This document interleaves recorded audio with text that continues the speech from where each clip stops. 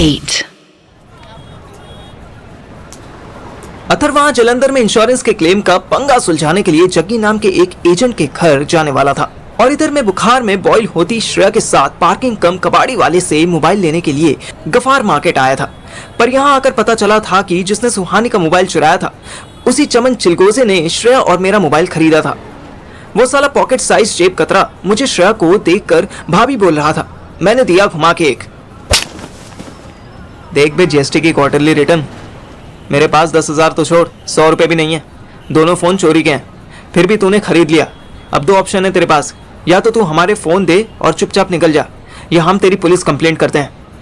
हमने कंप्लेंट की तो फिर तूने रिसेंटली जितने भी मोबाइल छीने हैं उन सबको सरेंडर करना पड़ेगा। जेब कतरा मेरा मुंह देखने लगा, फिर उसने श्रेया का मुंह देखा। श्रेया पहले ही कल्पी हुई थी, उसने लिलीपुट को इग्नोर किया और अपना काला चश्मा लगा लिया। देखो भाई, मुफ्त में तो मैं दे नहीं पाऊंगा, मुझे भी आगे जवाब देना होता है। आगे? किसके आगे? आगे मतलब ऊपर, बॉस को। अबे आगे या ऊपर डिसाइड कर। क्या भाई, आगे हो या ऊपर, मरनी तो मेरी है ना। एक काम करो, 7,000 ही दे दो, मोबाइल ले जाओ। अभी तुझे बोला ना कि मेरे पास। अरे तुम फुकरे हो भाभी। मैंने तुरंत थप्पड़ मारने के लिए हाथ उठाया।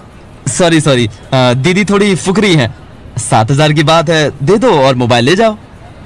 मैं उसे जवाब देने ही वाला था कि श्रेया बीच में कूद पड़ी। लिसन यू जर्क, एक तो तुमने मेरे फोन का सारा डेटा रीसेट कर दिया, ऊपर से मैं तुम्हें पैसे भी दूं। ऊपर से नहीं तो नीचे से दे दो। अब फिर मैंने एक थप्पड़ मारा। अब क्यों मारा? औरतें रखती है ना वो ब्लाउज में, तो ऊपर से नहीं तो नीचे से जीन्स की पॉकेट से दे। अब श्रेया ने उसे एक थप्पड़ मार दिया। हमने बेचारे को ढोलकर राजपाल यादव बना दिया था। How cheap he is! Disgusting यार। मैं धीरे से श्रेया के कान में बोला, श्रेया यार, वो जेब कतरा है, चीप ही तो होगा। एक काम करते हैं, इसको पैसे देकर बात खत्म करते हैं। मैं जितनी देर बोला श्रेया उतनी ही जोर से चिल्लाई, Fuck you! इन जैसे चोरों को, पिक पॉकेटियर्स को, ये घर में घुसकर दूसरों को डराने वालों को I am not going to pay my father's hard-earned money. दोनों चोर घबरा गए। मैंने बात संभाली, अच्छा रुक, मैं करता हूँ कुछ, तो गुस्सा मत कर। No, I'm warning you. तू भी इन्हें 1 रुपए कॉइन भी नहीं देगा। It's time to teach them a lesson, bloody bastards. मैं समझ गया कि अब इस नाजुक सी लड़की पर माँ चांदी चांद रख चुकी थी, अब बहस करना बेकार था।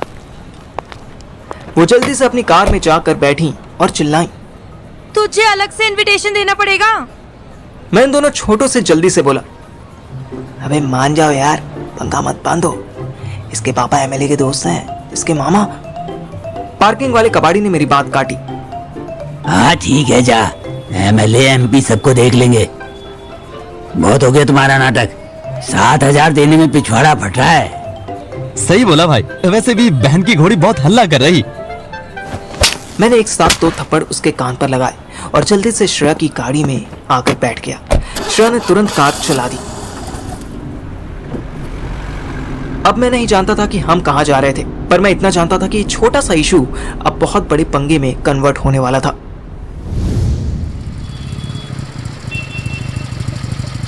उधर दोपहर 2 बजे मेरा दोस्त जलंधर के पॉश इलाके की बड़ी सी कोठी की डोर बेल बजा रहा था। साले ने लोगों के इंश्योरेंस प्रीमियम से फ्रॉड कर करके इतनी बड़ी कोठी बना ली है। जब कई बार बेल बजाने के बाद भी किसी ने दरवाजा नहीं खोला तो उसकी नजर इधर उधर गई। उसे साथ वाली कोठी जानी पहचानी लगी। ओ बहनचोद, ये तो श्वेता का घर है। उसने चारों तरफ देखा। जब वो पहली बार आया था तब गर्मी से ज्यादातर पेड़ सूख चुके थे। अब बरसात में हरियाली डबल हो गई थी। अथर ने एक बार श्वेता की कोठी देखी, फिर अपनी पैंट देखी। लाइफ में फर्स्ट टाइम उसे खुद पर डाउट होने लगा। दही लेने जाए श्वेता, मैं जिस काम के लिए आया हूँ वही करूंगा। अथर ने एक बार डोरबेल बजानी शुरू कर दी। काफी देर बाद एक बुढ़िया ने अंदर का लकड़ी वाला दरवाजा खोला। नेट वाला दरवाजा अभी भी लगा हुआ था। हाँ, कौन है तू? इसकी मौका, इस मोहल्ले में सारे बुढ़े ही रहते हैं क्या? क्या? मैं क्या कि जग्गी से मिलना है, जग्गी को बुला दो। नहीं, तू मैनू बुढ़ी बोला? बोला कि नहीं? अरे नहीं नहीं आंटी, मैं नहीं बोला, सच में। आप जग्गी को बुला दो ना प्लीज, मुझे थोड़ी जल्दी है। होए, मैं कोई जग्गी दी नौकरानी हूँ? खुद बुला ले, जा। क्या? अरे आंटी कैसे बुलाऊं और कहाँ जाऊं? ओए उठे जा, वो देख नालो सीढ़ियां है कि नहीं। अतर ने देखा घर के बाहर से ही ऊपर जाती सीढ़ियां थी जिस पर हाफ डोर लगा था। कोठी की छत पर एक छोटा सा रूम बना हुआ था। रूम के बाहर ही छोटा सा बाथरूम था और आसपास ढेर सारा कबाड़ फैला हुआ था। अतर को हॉन्टेड हाउस याद आ गया। वहां भी ऐसे ही कबाड़ फैला था। इससे पहले कि अतर उस रूम का दरवाजा नॉक करता, पड़ोस की छत पर श्वेता आई और तार पर से सूखे हुए कपड़े उतारने लगी। ओए, तू यहाँ क्या कर रहा है? अतर की समझ ना आया कि वो क्या जवाब दे। वो तो श्वेता से बचना चाहता था। पिछली बार श्वेता ने उसकी बहुत बुरी हालत की थी, इतनी बुरी कि उसे हॉस्पिटल में एडमिट करना पड़ा था। वो मैं ये अपना जग्गी है ना, हाँ, इससे मिलने आया था। श्वेता ने इधर उधर देखा और अथर्व की छत की तरफ आई, फिर धीरे से बोली, ये भूसड़ी वाला शराबी है, ये नहीं उठेगा। तेरा उठ रहा है तो तू आजा, मेरी सासू सो रही है। अथर्व ने ना में सर हिला दिया। बादल तो सुबह से ही सर के ऊपर मंडरा रहे थे। अब बिजली कड़की तो बारिश होने के चांसेस भी बढ़ गए।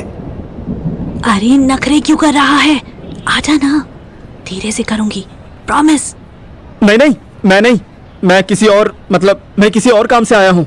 अच्छा बेटा, अब तू आदमियों की भी लेने लगा? छी, पागल है क्या? कुछ भी बकती है। बोला ना, अभी टाइम नहीं है, बाद में बात करते हैं। अथर्व ने जग्गी का दरवाजा नॉक ही किया था कि बारिश शुरू हो गई। श्वेता ने फुर्ती से सारे कपड़ों की एक गठरी सी बनाई और सीढ़ियों की तरफ भागी। अथर्व भी उसी सिंगल रूम के छोटे से छज्जे के नीचे छुपने की कोशिश करने लगा। 2 मिनट भी नहीं हुए होंगे कि बारिश बहुत तेज हो गई। अथर्व सोच ही रहा था कि वापस जाए, पर उससे पहले श्वेता छतरी लेकर आ गई। तू कभी अपनी छतरी नहीं लेके आता ना? क्या नहीं खाता? छतरी चूतिए, छतरी नहीं होती तेरे पास। हमेशा मुझे ही तेरे लिए छतरी का इंतजाम करना पड़ता है। ये ले, मेरी ले जा। ये बेवड़ा शाम से पहले नहीं उठेगा। अथर्व छतरी लेने के लिए पास गया। भूख लगी है तुझे? हाँ, पर वो वाली नहीं जो तुझे लगी है। हाँ, जानती हूँ कि तूने इतनी मेहनत कर ली है कि तेरा एक्टिव मोड खराब हो गया है। कोई बात नहीं, आजा, पकौड़े बना रही हूँ, खा ले। बारिश में पकौड़े और गरम गरम चाय, इसके लिए भला कोई कैसे मना कर सकता था। फिर अथर्व तो मुझसे ज्यादा खाने पीने का शौकीन था। वो छत कूद कर श्वेता के रूम में आ गया। आज कमरे में फुल लाइट्स ऑन थी। तुम्हारा पति कब आएगा? पता नहीं कहाँ गांड मरा रहा होगा भूसड़ी का। मैंने अब सोचना ही छोड़ दिया है। सब मर्द साले कुत्ते के पिल्ले होते हैं। 4 दिन साथ रहते हैं, बस जहां औरत की ढीली हुई वहीं ये इधर उधर खिसके। अथर्व को ये टॉन्ट अपने लिए भी लगा। वो बात नहीं है श्वेता, मैं अपने हेल्थ से स्ट्रगल कर रहा हूँ, वरना मेरे लिए से सूदिंग जॉब तो कोई हो ही। ले ले ले ले ले, बाबू को टोंट लग गई। चुप साले चूतिए, बहनचोद, गुद्दा होता है नहीं आजकल के लौंडों में। चले हैं गिगोलो बनने। हाँ, यहीं बैठ चुपचाप, बाहर मत निकलियो। मैं तेरे लिए पकौड़े लाती हूँ। श्वेता दरवाजा बंद करके चली गई। अथर्व बैठा सोचता रहा, क्या वो वाकई अंदर से खत्म हो गया था? क्या वो कभी इंटीमेट नहीं हो पाएगा?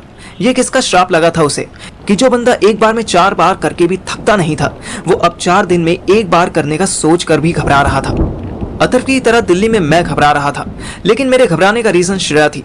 वो गुस्से में बहुत तेज कार चला रही थी। श्रेयू, स्वीट हार्ट, आराम से चला ले यार। शट अप, ये चीजी लाइंस मुझे मत बोलियो दोबारा।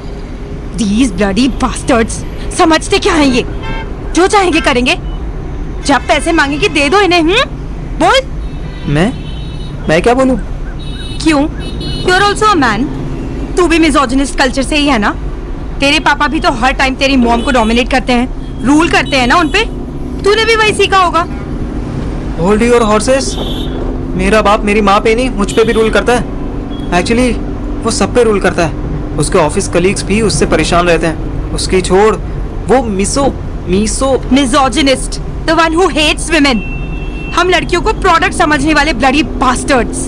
यही दैट्स माय पॉइंट। मेरा बाप लड़कियों को नहीं, सभी को प्रोडक्ट समझता है। वो भेदभाव नहीं करता। Then he is a bloody tyrant। Tyrant? तानाशाह? हाँ, ये हो सकता है। चुप रह तू, मैं बताती हूँ इनको मैं क्या हूँ। जाने कि मुझे उसके इतने गुस्से वाले मूड में भी उसे और छेड़ने का मन किया। अच्छा, तू कैसे बताएगी उसे? पुलिस कंप्लेंट करेगी? लोकल थाने जाएगी? लोकल थाने? हाँ, तू देखता जा। I will teach them a lesson. पापा से बोलकर उनको घर से उठवाती हूँ। पापा से बोलकर? पर पापा भी तो मेल ही होंगे ना। श्रेया ने मुझे घूर कर देखा। मुझे अपनी ताजी ताजी फेमिनिस्ट पर बहुत तेज हंसी आ रही थी, पर मैं कंट्रोल कर गया, जो कि अच्छा हुआ, क्योंकि